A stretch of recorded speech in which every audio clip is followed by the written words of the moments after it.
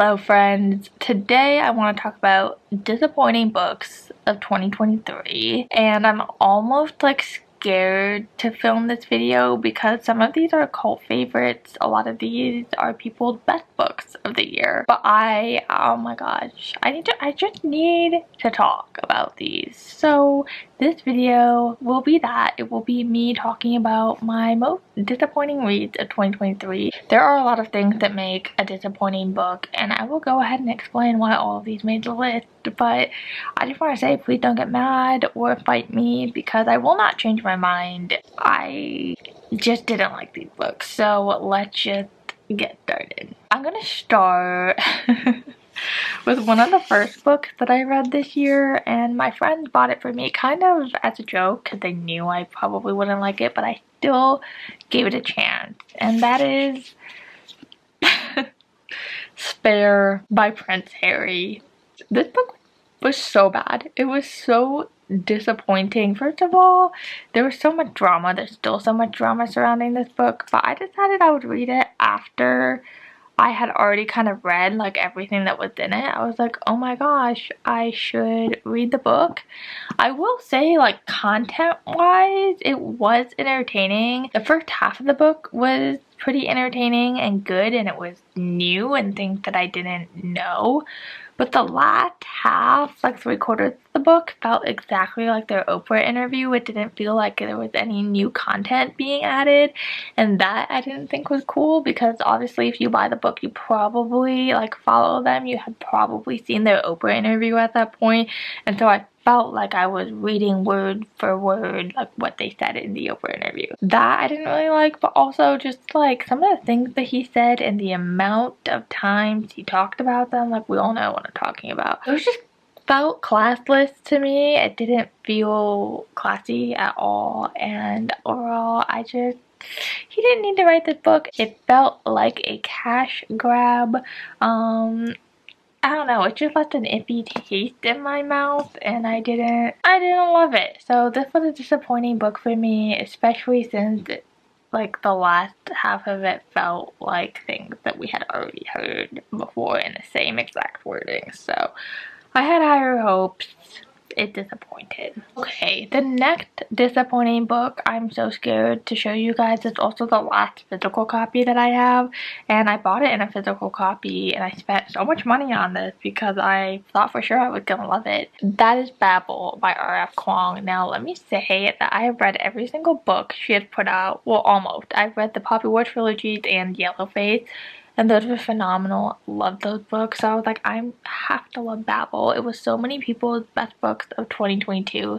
So I was like, I need to read this book. It is so boring. Like, literally so boring. And you know what? She's so smart. Like, it reads like a textbook. A literal textbook.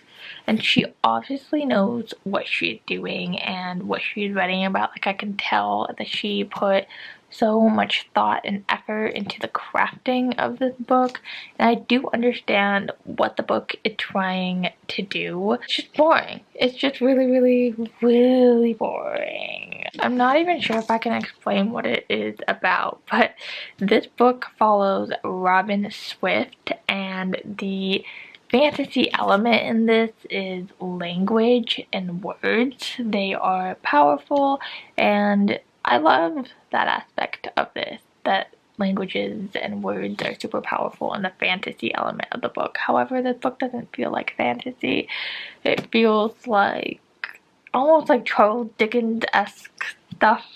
And basically Robin goes to Oxford and he realizes kind of the power that the rich and the elite have, and he is astounded by it, and the story kind of takes off from there, and it was just boring. It was boring. It did get really interesting like towards the end. It like kind of piqued my interest, but I'm not gonna get through how long is this, 540 pages-esque book, but it feels so much longer. Like, it feels huge.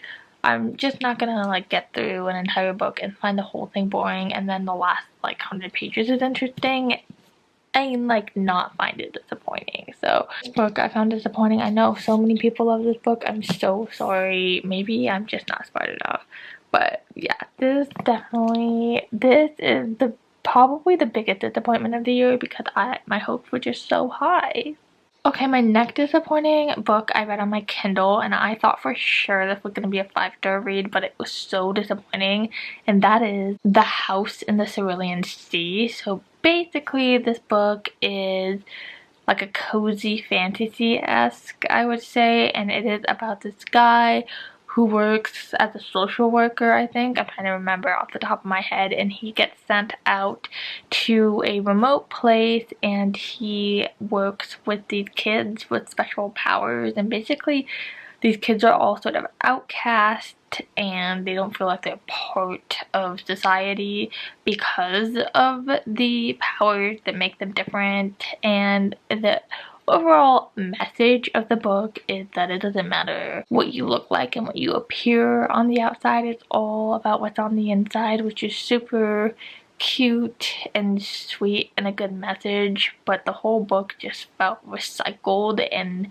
not original material at all, and there have been plenty of books like that I have absolutely loved, but just like the wording of it and also the writing style didn't particularly work for me. It did feel boring, but I remember being so incredibly disappointed because the cover is beautiful. Like, it just seems like it would be a book that would be right up my alley, but unfortunately it did not. It severely disappointed. Okay, the next one is Before the Coffee Gets Cold.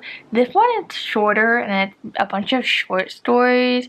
So I'll tell you exactly what the issue is with this book and why it was disappointing. The first short story of the book was super interesting and super fun and I loved it.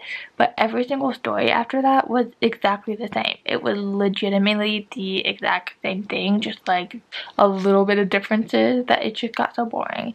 And so I don't know how the author made a bunch of other books in that series, but it just got super boring. So that's why that was disappointing, because I thought it was going to be like more of a story. Unfortunately, we just didn't get that.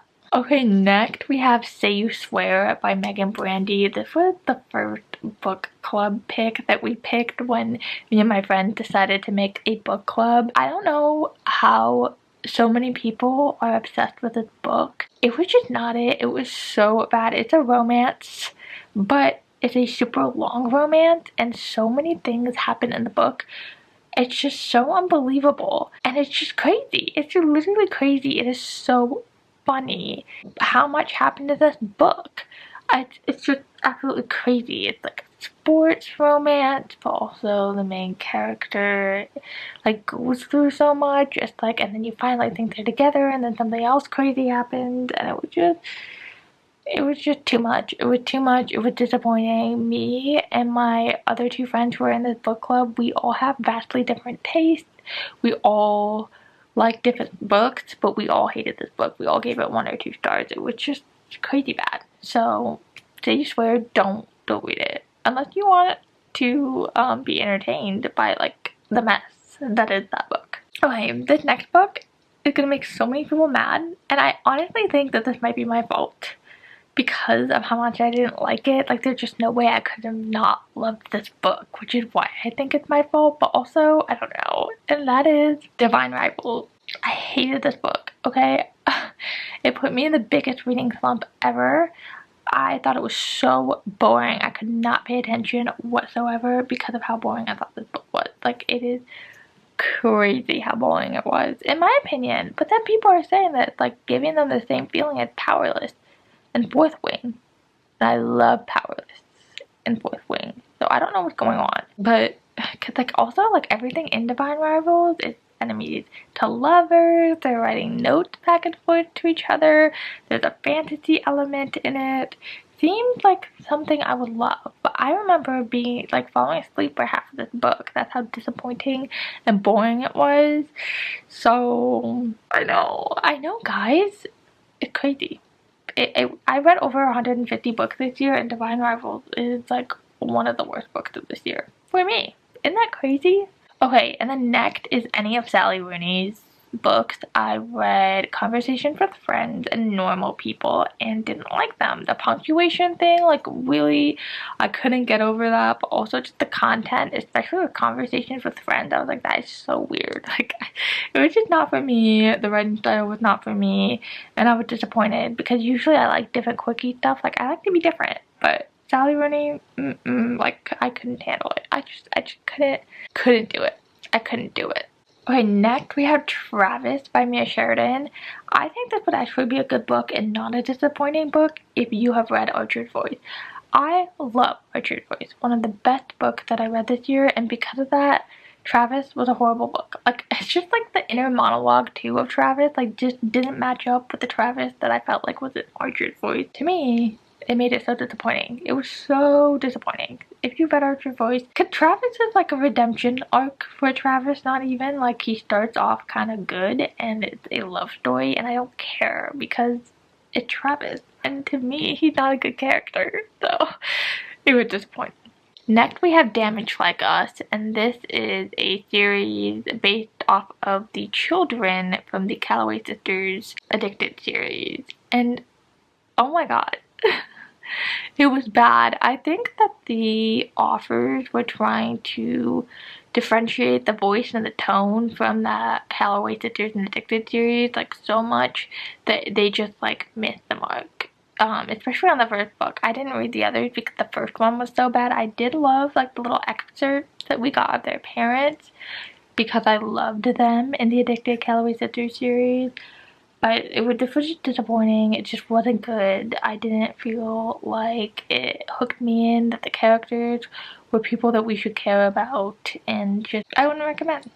And then the last disappointing book of 2023 is Light Lark by Alex Astor. I wanted to be a fan of this book so much. When other people told me it didn't make sense, I was like, oh, that's because they're not a reader. Like I am. I will make it make sense. I know what I'm talking about. I had this book. I had like a pen and a paper out. Like I was gonna take notes for it. I didn't know what the heck was going on. I read the back, and her TikToks make it seem like it would be so good, but it didn't match up at all. Like, she said it was a Hunger Games-esque thing. They're not even like games. They're like just living together on an island for over 100 days. Like, the fantasy element like didn't make any sense to me. Oh my god, I did get the second book. Did you hear anyone talk about the second book that came out on November 7th?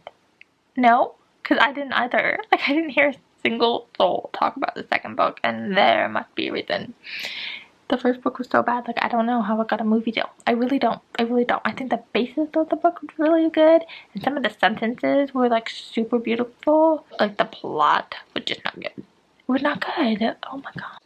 It was bad. It was so bad. I do actually recommend you read it if you want to laugh. It was just so disappointing because I was just hoping for so much more. So there we have it. Those are some of the most disappointing books of 2023. Honestly, not that many considering that I read over 150 books. It was okay. Like, I read a lot of mid books, a lot of good books, but I didn't read that many disappointing books. So I'm okay with it, but these ones were just so disappointing. So let me know what you think in the comments below, and I'll see you tomorrow.